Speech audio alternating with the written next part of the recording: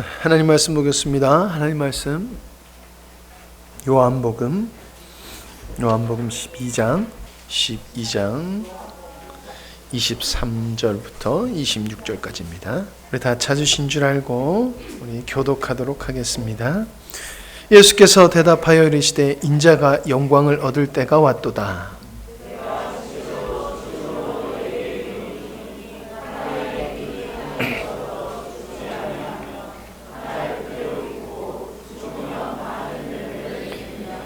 자기의 생명을 사랑하는 자는 잃어버릴 것이요 이 세상에서 자기의 생명을 미워하는 자는 영생하도록 보존하리라. 사람이 나를 섬기려면 나를 따르라. 나 있는 곳에 나를 섬기는 자도 거기 있으리니 사람이 나를 섬기면 내 아버지께서 그를 귀히 여기시리라. 아멘. 혹은 미랄 신자가 되자, 이런 말씀을 가지고 말씀을 전하려고 합니다. 지금 이제 추수를 하는 계절이 되었습니다.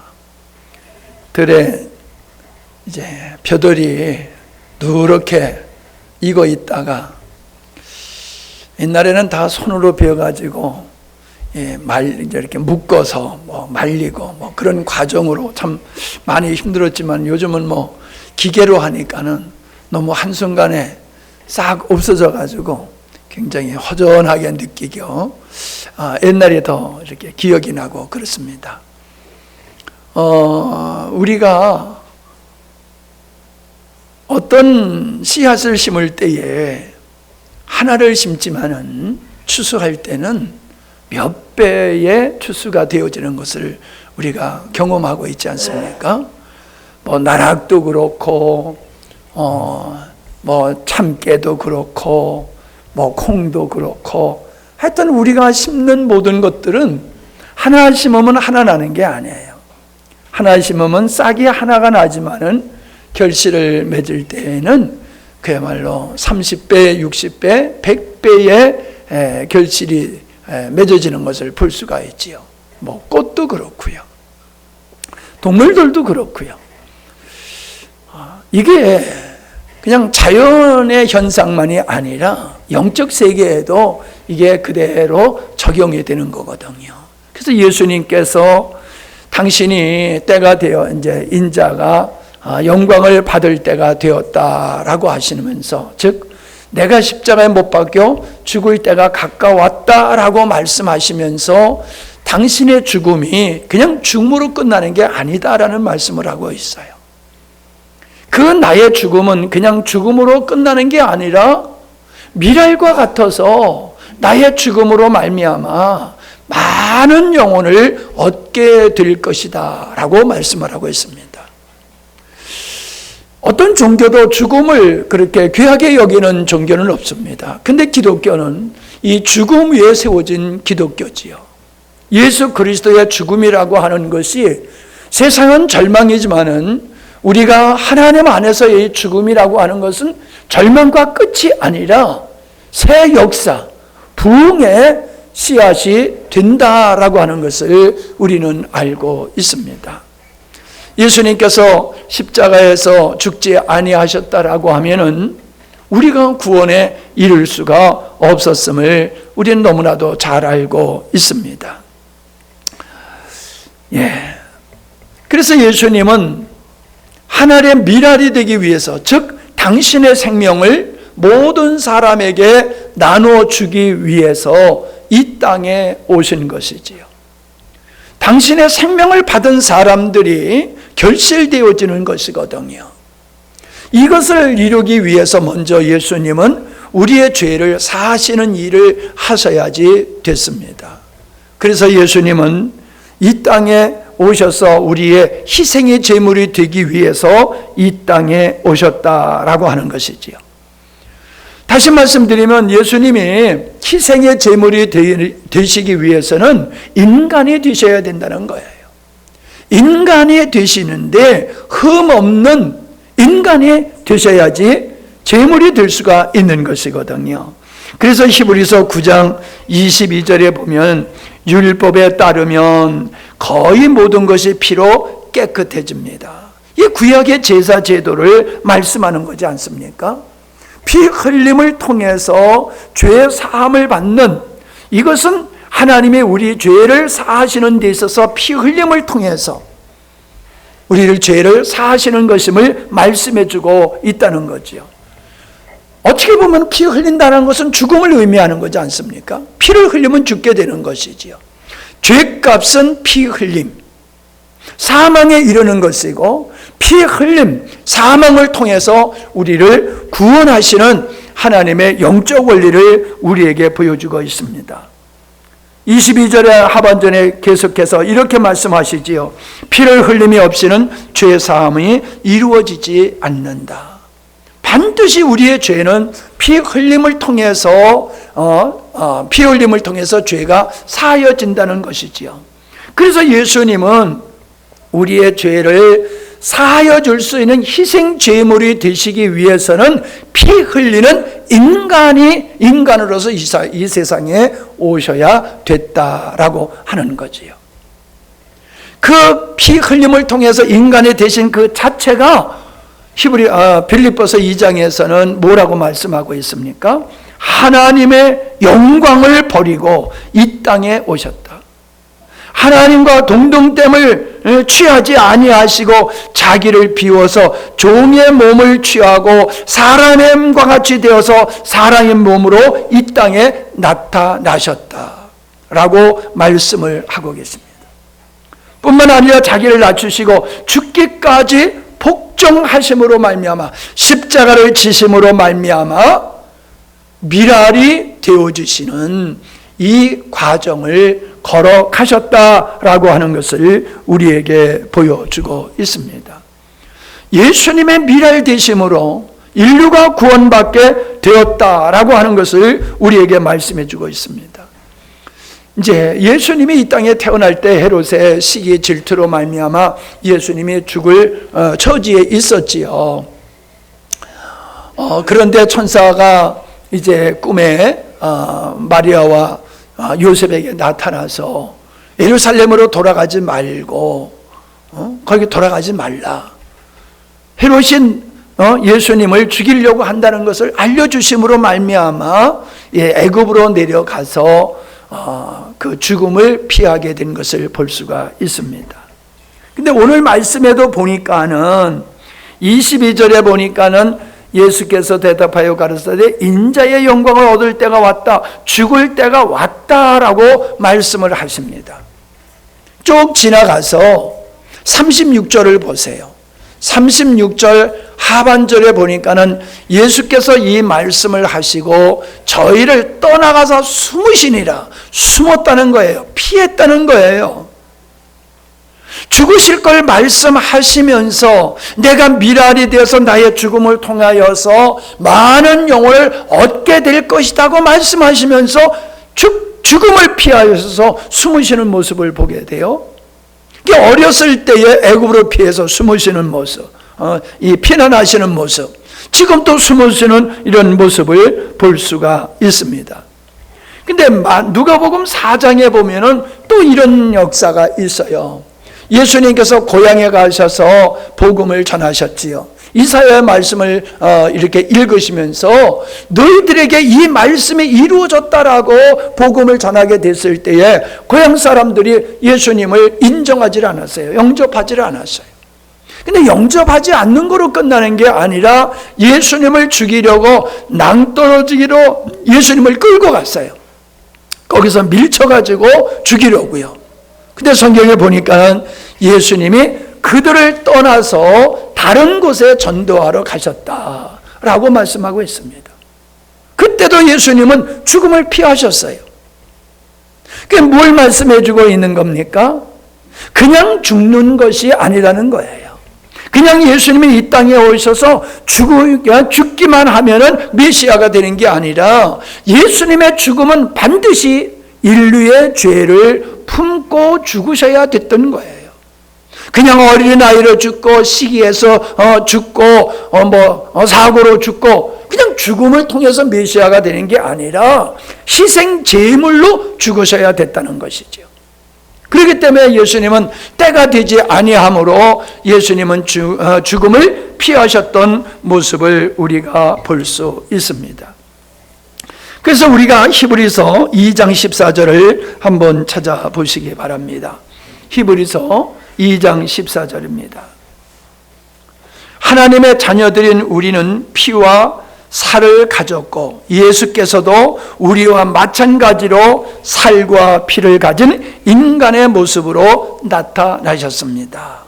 그런 까닭은 자기 육신의 죽음을 통해서 죽음의 권세를 가진 자, 곧 마귀를 멸망시키기 위해서이고 또한 죽음의 공포 때문에 평생토록 마귀의 노예로 매여 사는 사람을 해방시켜 주기 위해서입니다 라고 말씀하고 있습니다. 앞에서 설명드렸다시피 예수님은 인간의 희생제물이 되기 위해서는 인간이 되셔야 됐어요. 피와 살을 가진 인간이 되셔야 됐어요. 그래서 살이 찢기고 피 흘림으로 말미암아 우리를 죄에서 구원하시고자 하는 아버지의 뜻을 이루시고자 하는 그 일에 희생제물이 되실 수 있었다는 것이죠. 자, 9장 23절로 가봅니다. 9장 23절.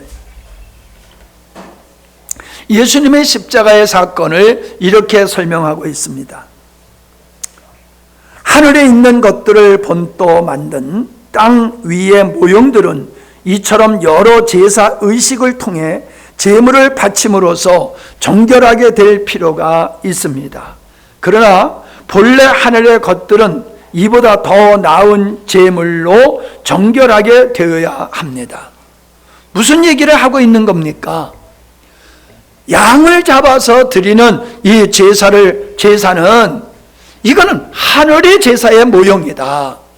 다시 말하면 예수님이 희생의 양이 되셔서 지성소에 들어가서 죽임을 당하는 것과 같이 예수님은 당신의 자신이 제물이 되셔서 죽음으로 인류를 구원하시는 그 그림이 바로 구약에서 여러 제사를 드리는 거다. 그 말씀을 하고 있는 거지요. 자, 24절입니다. 그리스도께서는 하늘에 참된 것들을 본떠 만든 성소, 즉 사람의 손으로 지은 땅의 성소로 들어가지 아니하셨습니다. 그분은 바로 하늘에 참된 성소로 들어가셔서 우리를 위해 하나님 앞에 나타나셨습니다. 예수님의 십자가라고 하는 것은 하늘의 성소를 의미하는 것이라는 거예요. 예수님의 희생 제물이 되셔서 성소에 들어가심으로 모든 자에게 생명을 주시는 구원의 역사를 이루신 거다. 그러니까 예수님의 죽음은 하나님이 원하시는 참된 제사다. 그 말씀을 하고 있는 것이지요. 25절입니다. 땅의 대제사장은 해마다 짐승의 피를 가지고 지성소에 들어가야만 하지만 하늘의 대제사장이신 그리스도께서는 자신의 몸을 여러 번 바치기 위해 거듭해서 들락거릴 필요가 없습니다.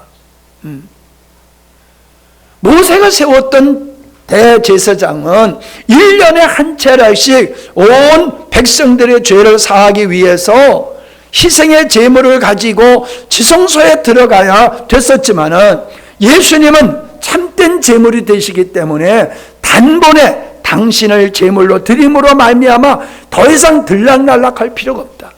예수님은 하늘의 대제사장이시고 예수님은 인류를 구원하는 희생의 제물이시다라고 하는 것을 이야기하고 있는 것이죠. 26절입니다. 만일 그래야 했다면 세상이 시작된 이래로 그리스도께서는 여러 차례 고난을 당하셔야 했을 것입니다. 그러나 그분은 자기 자신을 제물로 바쳐 모든 죄를 없애시려고 마지막 시대에 단 한 번 나타나셨습니다. 마지막 시대라고 하는 것은 미래를 얘기하는 게 아니라 예수님의 십자가를 지시는 그때를 가리키는 거지요. 자, 27절. 사람은 누구나 한 번 죽게 되어 있고 죽은 다음에는 뭐가 있어요? 심판이 있습니다. 누구나 다 죽지 않느냐? 그러나 죽음에는 반드시 심판이 있다. 28절 이와 같이 그리스도께서도 많은 사람의 죄를 짊어지시려고 단 한 번 자기 몸을 제물로 바치셨습니다. 그런 후 그리스도께서는 이제 죄를 담당하기 위해서가 아니라 자신을 기다리고 있는 사람들을 구원하기 위해 두 번째 나타나실 것입니다. 첫 번째 육신을 입고 오셨던 예수님은 우리의 죄를 담당하시기 위해서 인간의 몸으로 오셨지만은 재림의 예수님은 심판의 주로 이 땅에 오실 것이다. 그렇게 말씀하고 있습니다. 우리는 예수님께서 나를 따르라 라고 하시는 말씀의 연석산성에서 볼 때에 우리 주님께서 미랄이 되셨다라고 하면은 우리도 미랄이 되어야 된다는 거지요. 그 제자들의 삶이 바로 미랄된 삶이었다라고 하는 것을 알게 되어집니다. 제자들은 복음을 전하다가 모두 순교를 당했음을 우리는 알고 있습니다. 요한을 제외하고는. 요한도 따지고 보면 산순교자지요. 그래서 결국 그 제자들이 미랄됨을 통하여서 세상에 복음이 전파되어짐으로 그리스도의 생명이, 복음이 전파되는 것에 그리스도의 생명이 나누어짐을 통하여서 새 생명을 얻게 되어지는 역사가 이루어졌음을 보게 되어집니다. 우리는 사도 바울은 나는 이방인을 위해서 부름을 받은 일꾼이다라고 하면서 이방인에게 복음을 전하는 삶을 평생 살았습니다. 예수님은 당신이 제물된 삶을 사셨다라고 하면은 사도 바울과 그 제자들은 그 복음을 전하는 일에 자기의 삶을 드렸다는 거예요.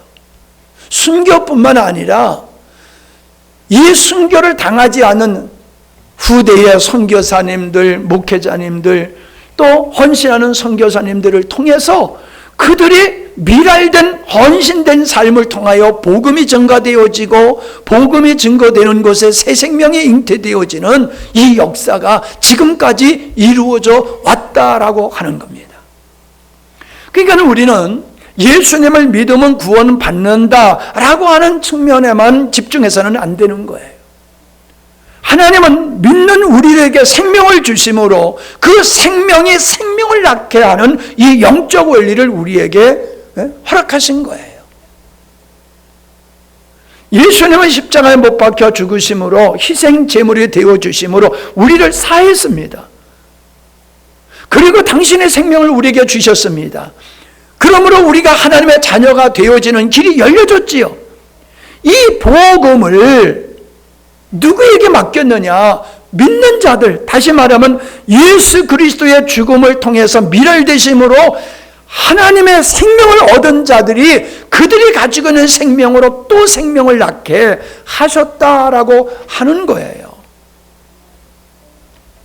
그러니까 이것은 생명 있는 자가 자녀를 생산하는 것 같이 예수 그리스도의 미랄되심으로 우리가 구원을 받게 되었을 때는 우리가 또 내가 구원받은 것과 같은 영혼들을 생산해야 되는 사명이 교회에게, 믿는 자들에게 있음을 말씀해주고 있습니다. 아이를 낳지 아니하면은 끝나는 거지요. 여러분, 교회가 이 땅에서 주님이 오실 때까지 존재하고 하나님께 영광을 돌리고 하나님의 뜻을 이루기 위해서는 복음을 전해야 되는 거예요. 그게 교회가 이 땅에 있는 존재의 목적이에요. 예수님의 이 땅에 오신 목적이 어디 있습니까? 생명을 낳기 위해서 오신 것이거든요. 미랄되어 주심으로 당신이 죽음을 통해서 생명을 낳기 위해서 이 땅에 오셨듯이 그 생명으로 거듭난 교회들은 왜 이 땅에 존재하느냐? 생명을 낳는 데 있는 거예요. 교회의 역할이 어디 있느냐? 미랄의 역할을 해야지 건강한 교회라는 거예요. 정상적인 교회라는 거예요. 아이를 낳아야 되는 것과 같이 교회가 생명을 낳는 일을 교회가 미랄의 역할을 통하여 생명을 낳는 일을 감당하지 아니하면은 미랄의 역할을 못하는 거지요. 예수님이 미랄이 되셨기 때문에 우리가 구원받았음과 같이 우리가 교회가 미랄된 역할을 해야지 교회가 교회 역할을 하는 것이며 하나님의 뜻을 이룰 수 있다라고 하는 것입니다. 바울이 복음을 전하라고 얼마나 많은 고생을 했습니까? 그리고 그는 결국은 순교를 당하지 않았습니까? 바울은 지난번에도 말씀드렸지만 자기 자신을 영혼을 살리는 일을 위해서 예수님이 희생 제물이 됐던 것 같이 나도 관제로 하나님 앞에 제물된 삶을 살았다라고 말하고 있습니다. 바울은 자기의 삶을 미랄된 삶을 살았다는 거예요. 나가 미랄된 삶을 살았어. 어떻습니까, 여러분? 여러분의 미랄된 삶을 통하여서 여러분의 주변에 얼마나 영혼들이 살아나고 있는지, 예수님의 미랄되심을 통하여 인류가 구원받았던 것 같이 저와 여러분이 구원받음으로 말미암아 우리의 미랄된 삶을 통하여서 우리 주변의 영혼들이 얼마나 또 하나님의 새 생명을 얻어서 30배, 60배, 100배 열매가 맺어지고 있느냐라고 하는 거예요. 우리는 예수님을 믿는 것을 대단하게 생각합니다. 아주 믿어준다 하는 식이에요. 우리가 믿는 것이 은혜를 입는다는 개념이 아니라 요즘 사람들은 내가 믿어주는 거요. 하나님 앞에 믿어주는 거요. 그러니까 믿어주니까 당신 나에게 복 주세요. 믿어주니까 천국은 당연히 내가 가는 거 아니에요. 이런 구조라는 거예요. 우리는 믿음으로 구원받는다는 이 개념에서 벗어나서 이제는 내가 믿음으로 하나님의 생명을 얻었고 이 나에게 주신 생명으로 또 수많은 영혼들을 얻기를 원하시는 주님과 같이 얻기를 원하신다는 것을 잊어서는 안 됩니다. 바울은 예수님을 본받은 것 같이 너희는 나를 본받으라고 말하고 있습니다. 뭔 얘기입니까? 바울은 예수님의 미랄되신 것 같이 나도 미랄된 삶을 평생 살았어. 너희들도 나와 같이 미랄된 삶을 살아야 되는 거야 라고 말씀해주고 있는 거예요. 우리가 하나님 앞에 나와서 예배 드리는 거 족하면 안 돼요. 예수님을 믿는 거로 족하면 안 돼요. 그건 반쪽 복음이에요. 내가 생명을 얻었다라고 하면 생명을 또 낳아야 되는 것이 미랄된 성도들의 삶이다라고 하는 것을 우리에게 보여주고 있습니다. 모세가 인류를 당신의 민족을 애굽에서 건져낼 수 있었던 것은 모세가 바로 그 궁전의 영광을 버렸기 때문에 가능한 거예요. 봉사다, 헌신이다, 영혼을 낳는다는 것은 즉 미랄된 삶은 희생이 없이는 이루어질 수가 없는 겁니다. 희생을 통해서 미랄의 역할을 감당하는 것이거든요. 소금과 빛이라고 그랬지요. 여러분, 소금과 빛이 자기를 녹이고 자기를 태용으로 빛을 내는 거예요. 우리가 미랄된 삶이라고 하는 것은 나를 죽여서 나를 희생의 제물로 나를 드리지 아니하고는 생명을 낳을 수가 없는 겁니다. 그렇게 쉽게 생명을 낳는 게 아니잖아요. 나를 부정하고 나를 제물로 삼는, 마치 곡식을 열매 맺기 위해서 거름을 주고 농부가 땀을 흘리듯이 우리의 그런 헌신된 예수님의 십자가 지신과 같이 바울의 고난과 같이 우리가 그런 고난을 겪지 아니하고 우리가 영혼을 낳고 영혼을 세워갈 수 없음을 우리가 알 수 있습니다. 한 나라를 세우는데도 목숨을 바쳐서 한 나라를 세우고 난국에서 나라를 구하는 역사가 있어 왔지 않습니까? 우리는 가정에서도 마찬가지라는 거예요.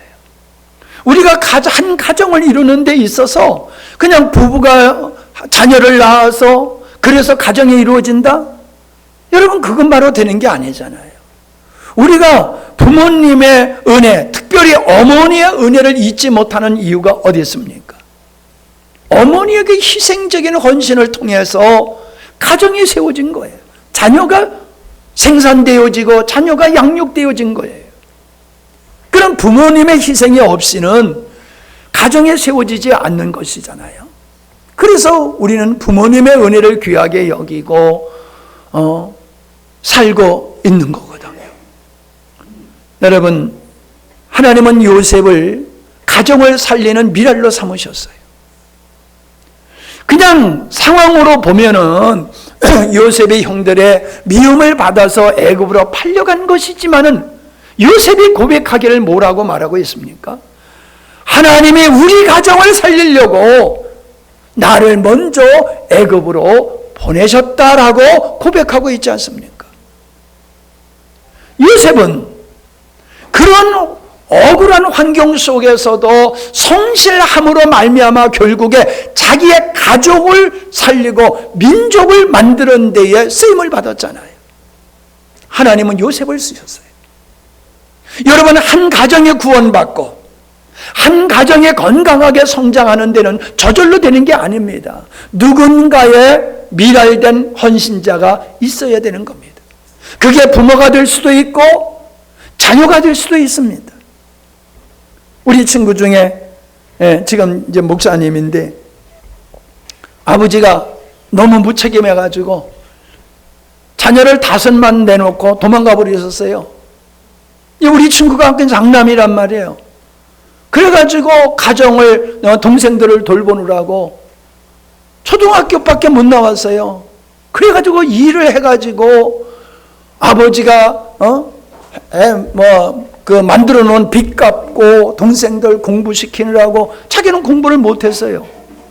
나중에서야 검정고시를 통해서 중학교, 고등학교 패스하고 신학교 가지고 목사가 됐어요. 만나서 얘기해보면 그가 정말로 가정을 위해서 헌신한 이야기를 들어보면 나는 너무 호강했다라는 생각이 들어요. 우리 주변에 그런 사람들이 많습니다. 가정을 세우기 위해서 가장이 아님에도 가장 노릇하는 사람이 있어요. 어린 소녀로서 가장 역할을 하는. 우리 탈북자, 우리 지난번에 1만 킬로 그 책에서도 그게 나왔잖아요. 가족을 살리기 위해 가지고 꽃집에 노릇을 하고 장사를 하고 그런 사례를 우리가 읽어봤잖아요. 가족을 살리기 위해서. 그 어린 소년들이 그 고생하는 모습을 우리는 봤잖아요. 그 정도는 아니라 할지라도 우리는 그런 경험을 우리 주변에서 많이 보고 있다는 겁니다. 한 가정을 세우는데도 희생이 필요하듯이 한 가정을 구원하는 데 있어도 하나님의 미라된 존재가 있어야 되는 거예요. 그래서 뭐라고 그랬습니까? 주 예수를 믿으라. 그리야만 너와 네 집의 구원을 얻으리라. 여러분, 그냥 이루어집니까? 우리 유진환 권사님이 지금 어머니 모시고 있는데 여러분 다 알고 있지만은 얼마나 애를 쓰고 있습니까? 서영재님 몸 불편하지요. 어머니 불편하신 분 모시지요. 고생 많이 하고 계세요. 왜 그래요? 어머니의 영혼을 구원하기 위해서라는 거예요. 내가 어머니를 힘들지만은 어머니를 내가 끝까지 섬김을 통해서 어머니가 예수님을 믿고 구원받는 자리에 이르게 해야 되는 게 이게 내 사명이다. 그래서 다른 형제들한테 다른 형제들이 모실 수 있지만은 본인이 힘든 환경 속에서 모시고 있단 말이에요. 그런 사례들이 우리 주변에 우리 성도들에게 다 있지 않습니까? 그냥 되는 게 아니에요. 미랄된 어떤 한 사람의 희생을 통해 가지고 믿음의 역사를 통해서 한 가정이 주님께 돌아오게 되는 줄로 믿습니다. 때로는 오해도 받고 미움도 받아요. 부모님에게 미움받고 형제들에게 미움받아요. 복된 자인데도 그걸 모르고 박해를 한단 말이에요. 그런 박해를 받으면서도 복음을 전하는 일, 그게 바로 미랄된 삶이다라고 하는 것을 알 수가 있습니다. 여러분, 교회가 세워지는 것은 그냥 교회가 세워지는 것이 아닙니다. 우리가 아는 대로 초대교회는 가정에서 모였었지요. 여러분, 가정에 손님이 온다고 하는 거 이게 얼마나 힘들고 불편한 일입니까? 지금같이 좋은 시설 속에서도 손님이 온다라고 하면은 참 힘들고 어려운데 그 옛날을 상상해 보십시오. 성도들이 하루 이틀도 아니고 며칠, 몇 달, 몇 년씩 그 한 가정에 모여서 교제하고 예배하고 그랬단 말이에요. 그걸 섬기는 일, 그 수고, 기꺼이 그것을 감당했기 때문에 한 지역의 교회가 세워질 수가 있었다는 것입니다.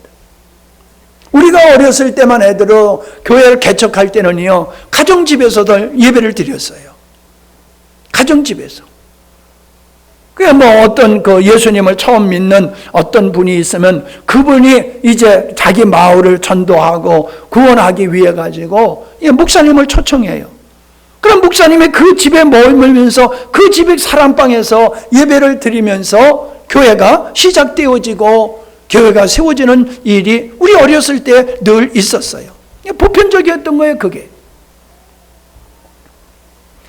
교회가 교회되어지는 일에는 누군가의 헌신이 있기 때문에 교회가 세워지는 겁니다. 여러분, 목회자의 헌신만 가지고, 목회자의 미랄된 것만 가지고 교회가 세워지지 않습니다. 밭이 있어야 씨앗이, 그 씨앗을 심을 수 있는 것 같이 목회자가 복음을 전하는 일에는 복음을 전할 수 있는 토양이 되는 성도가 있어야 돼요. 그런 가정이 있어야 돼요. 그런 사람들을 통해 가지고 교회가 세워지는 것이 이 교회가 오늘까지 세워진 역사 속에 있었다라고 하는 겁니다. 저는 교회가 교회되어지는 일을 마중물이다, 그렇게 표현해 본 겁니다. 우리가 지금은 뭐 수도꼭지로 하지만은 옛날에 다 펌프로 물을 붓고 펌프질을 막 하게 되면은 이제 공기가 빠져나가고 밑에 이제 물이 올라오지 않습니까? 물을 부어야지, 펌프질을 해야지 물이 나오지, 물을 안 붓고 펌프질하면 물이 안 올라온단 말이에요. 뭐 요즘 뭐 젊은 사람들은 그런 경험을 못한 사람이 참 많을 것 같아요. 마중물. 교회가 교회되는 일에 있어서 마중물 역할을 하는, 세워지는데도 중요한 미랄의 역할을 하는 사람이 있어야 될 뿐만 아니라 교회가 건강한 교회로, 아름다운 교회로, 은혜로운 교회로 성장하는데도 마중물 역할을 하는 사람이 있어야 되는 거예요. 에베소서의 사도와 선지자와 복음 전하는 자, 목사와 교사를 주셨다라고 하는 것과 같이 교회가 교회되어지고 예배가 예배되어지기 위해서는 마중물 역할을 하는 사람들이 누구냐? 예배를 섬기시는 분들이에요.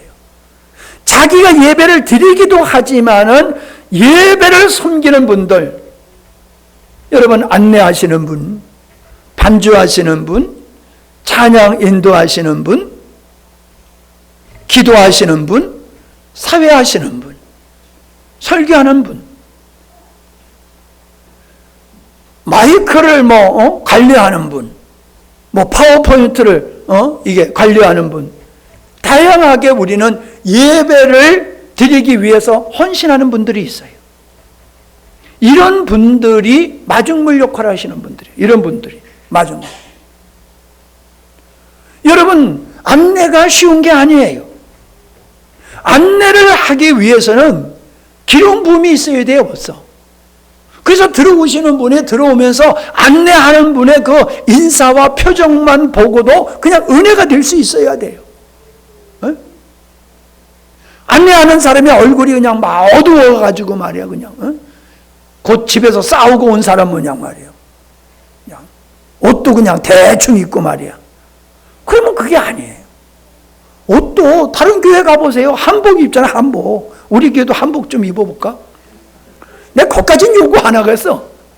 그러나 여러분, 예식장에 가는 정도는 입어야 되지 않겠냐는 거예요. 하나님 앞에 예배 드리는 그 예복도 우리가 뭐 좋은 옷을 입어서가 아니라 정말로 우리가 하나님을 예배하는 자리로 나는 것이기 때문에 우리가 옷을 단정하게 입어야 되는 거예요. 그리고 안내를 하는 사람이기 때문에 또 단정한 모습을 가지고 은혜가 넘치는 모습으로 맞이해야지. 좀 힘들게 왔던 분도 그냥 집사님 얼굴 보면서 은혜가 돼가지고 회복이 되어서 예배를 드릴 수가 있어야 된단 말이에요.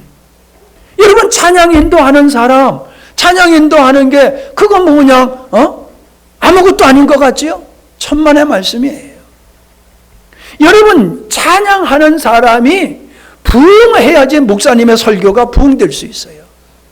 앞에 기도하는 사람의 기도가 은혜가 있어야지 목사님의 설교가 은혜가 있어요. 찬양은 뭐 공연하는 게 아니에요. 성도들 보라고 앞에서 요즘 방송에 보면은 하여튼 노래하는 사람들은 좀 그렇잖아요. 대중들에게 자기 실력을 뽐내는 거잖아요. 노래. 그들을 즐겁게 하는 거지만 자기 실력을 뽐내는 거잖아요. 여러분, 교회에서 찬양은 자기 실력을 표출하는 장이 아니에요. 자기 어떠한 장기를 피는 장소도 아니에요. 앞에서 찬양하는 사람은 하나님을 예배하는 사람이에요. 내가 이번에 강사님하고 식사하면서 그런 얘기를 했어요. 이번에 그 사회 보시는 분이 앞에 분은 뭐라고 했냐면은 아무개 장로님이 나오셔서 기도 인도해 주시겠습니다. 아니, 기도해 주시겠습니다. 그러더라고. 아니, 기도해 주는 거야? 아니, 기도해 주면 하나님이 우리에게 복을 빌어주는 분이지. 아니, 대표로서 기도하는 분인데 기도해 준다? 이게 말이 안 된단 말이에요. 근데 그 다음 날은 또 뭐라 하냐면 기도 인도해 주시겠습니다. 또 그러더라고. 아니, 무슨 기도 인도하는 거야? 기도 인도. 자기가 나와서 대표로 기도하는 건데 무슨 기도 인도하는 거냐 말이에요. 말이 안 맞는 말을 사회자가 하더라고요. 그러니까 사회자도요, 바르게 용어를 써야지 돼요. 그러니까 기도 인도해 준다 그러니까 나와가지고 설교를 하고 있어, 설교. 기도가 설교야, 설교. 우리 성도님들도 그래요. 가만히 보면 설교를 해, 기도할 때. 하나님한테 설교를 해. 성도한테 설교하는 게 아니라 여러분 설교하는 거 가만히 들어보세요. 하나님 앞에 설교하고 있다니까요. 그래서 내가 그 강사님한테 그런 이야기를 했더니, 그래서 목사님은 목회하실 때 어떻게 얘기하셨습니까? 그랬더니 당신은 아무개 장로님이 우리를 대표해서 함께 기도하시겠습니다. 그렇게 얘기를 하셨대요. 그 때로는 성도들이 다 같이 일어나서 기도하셨대요. 대표로 기도하는 거지 기도하는 거 구경하는 게 아니라는 거예요. 앞에서 찬양할 때에 앞에서 찬송하고 앉아있는 사람은 그냥 듣는 게 아니라는 거예요. 관람자가 아니라는 거예요. 앞에서 찬양대원들이 찬양대가 할 때 그들이 앞에서 할 뿐이고 함께 하는 거라는 거지요. 찬양도 그렇게 하셨다는 거예요. 그래서 찬양할 때 성도들이 다 같이 일어나서 서서 그렇게 찬양을 하고 그랬다고 그러시더라고요. 그래서 참 이 양반 참 건강한 분이다. 은혜를 받았는데 정말 은혜롭게 복음적인 목회를 하셨구나, 그런 생각이 들더라고요. 여러분, 찬양하는 사람이 자기 자랑하고 자기 어떠함을 나타내려고 찬양을 한다? 성가대가 자기 실력 발휘하려고 한다? 이러면 주의 영의 임재가 그 찬양 속에, 예배 속에 없는 거예요. 앞서하는 거예요, 앞서서. 앞서가는 거예요, 앞서서. 반주도 마찬가지예요.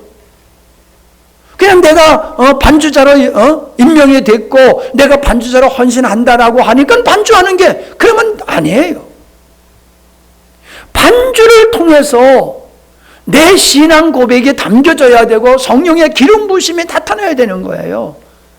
그냥 기계적으로만 반주하면 되는 게 아니에요. 반주에 영이 있어야 돼요. 반주자의 믿음과 반주자의 영성이 담겨져 있어야 돼요. 찬양대원들의 영성이 담겨져 있어야 돼요. 내가 여러분 찬양을 참 은혜된다고 하는 얘기는 음악성이 좋아서 은혜된다는 얘기하는 게 아니에요. 어떤 때 보면은 그냥 노래를 하고 있어. 어떤 때는 노래. 근데 어떤 때를 보면은 모두가 함께 정말로 주님을 뜨겁게 사랑하는 고백적인 찬양을 한단 말이에요. 그럴 때에 그 예배에 하나님의 임재의 역사가 있는 겁니다. 여러분, 교회를 섬기시는 분을 위해서 내가 기도하시는 분들한테 교회 예배를 섬기는 분을 위해서 기도하세요라고 얘기를 해서 꼭 예배를 위해서 섬기는 분들을 위해 가지고 우리 기도하시는 권사님, 장로님이 기도하고 집사님들이 기도하고 있잖아요. 그냥 하라는 얘기가 아니에요. 그들이 그만큼 중요하다는 거예요. 하나님의 임재가 임할 수 있는 일의 마중물로서의 역할을 감당해야 되는 거예요. 여러분, 그러기에 여러분은 준비하지 아니하고 안내위원하고 기도하고 반주하고 찬양하고 그러면은 준비 안 하고 하면 하지 말아야 돼요. 여러분은 책임감을 가져야 돼요. 나는 이 예배가 살아있는 예배요. 하나님의 임재가 임하는 그러한 책임이 나에게 주어졌다. 사명이 나에게 주어졌다. 그런 빚진 마음을 가지고 기도하고 준비하고 하셔야지. 그냥 순서가 됐으니까는 혹은 내 역할을 그냥 순서에 의해서 행하는 것이 되어서는 안 된다라고 하는 겁니다. 우리는 함께함을 통해서 주의 역사가 이루어지는 것을 여러분 아셔야 돼요.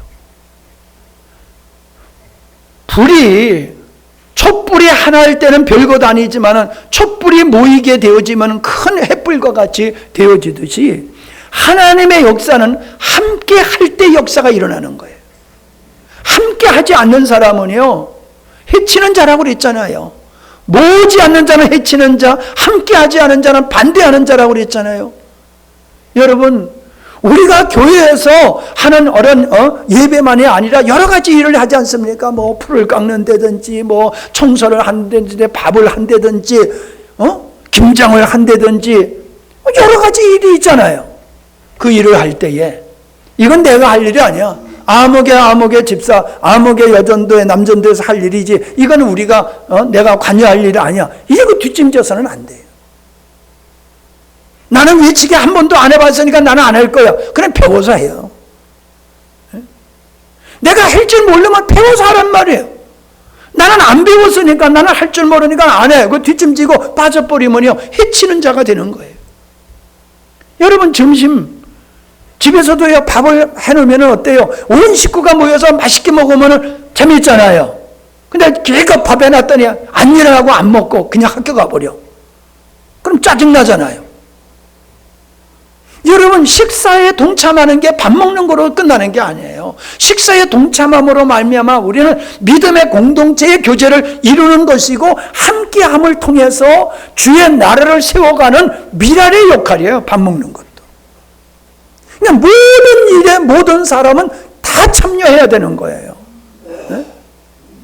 모든 일에, 어떤 일이든지 모든 일에 참여하는 것이 하나님의 영광을 임하게 하는 것이다 라고 하는 겁니다.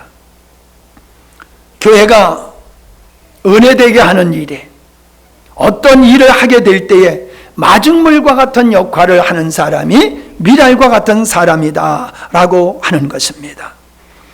우리는 주님께서 미랄과 같이 우리의 자신이 희생적인 그런 헌신을 통해서 주님이 원하시는 영혼을 얻고 교회를 세우고 가정을 세우고 나아가서는 민족을 세우는 역사를 이루어야 될 줄로 믿습니다. 교회는 피로 세워지는 것이다, 그렇게 말하고 있습니다. 피로 세워지는 것이다 라고 하는 게 바로 뭐예요? 미랄과 같은 헌신을 통하여서 교회가 세워지는 것이지, 교회가 그렇게 그냥 저절로 세워지는 것이 아니다 하는 얘기입니다. 우리 영광스러운 교회가 되기 위해서는 우리 한 사람 한 사람이 미랄의 역할을 해야 될 줄로 믿습니다. 그 사명을 가지시기를 바랍니다. 예, 성령을 가리켜서 돕는 분이라고 얘기를 하고 있어요. 돕는 분. 성령이 우리에게 오셔서 뭘 도와주십니까? 열매를 맺도록, 생명을 낳도록 성령은 우리 안에서 역사하고 계시다는 거예요. 내가 성령 충만한데 나는 성령 충만하다고 말을 하면서 생명을 낳는 일, 생명을 돌보는 일, 예배에 하나님의 임재가 임하는 일에 무관심하고 산다라고 하면은 그건 맞지가 않는 일입니다.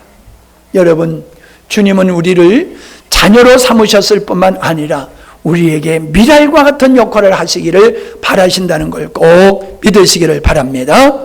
아멘. 기도합니다. 하나님 아버지, 하나님이 만드신 만물을 보면은 하나님의 미랄이 많은 열매를 생산하게 되어지는 이 모습이 바로 하나님의 역사를 우리에게 보여주는 그림인 줄 압니다. 하나님의 씨앗이 땅에 떨어져서 썩어질 때에 없어지는 것이 아니라 거기서 싹이 나고 몇 배의 열매가 맺어지는 것과 같이 예수님의 죽으심은 죽음으로 끝나는 것이 아니라 인류를 구원하시는 씨앗이 되셨습니다. 마찬가지로 하나님은 우리에게 미랄의 역할을 감당하기를 원하시는 줄 압니다. 주님이 미랄이 되신 것과 같이 우리가 그 복음을 전함으로 생명을 낳고 복음적인 가정과 복음적인 교회를 세우는 일에 미랄이 되게 하여 주시옵소서.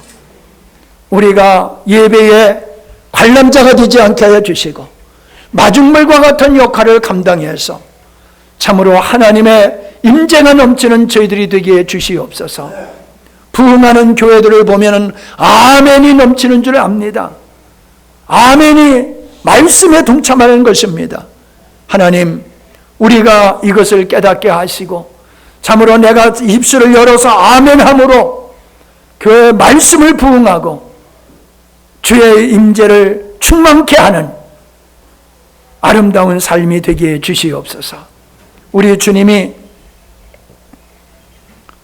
먼저 본을 보이신 것 같이 우리도 이제 미랄이 되신 주님을 본받아서 가정에서, 직장에서, 교회에서 미랄됨으로 하나님의 생명이 부흥되는 역사가 이루어지게 하시옵소서. 예수님의 이름으로 기도하옵나이다. 아멘.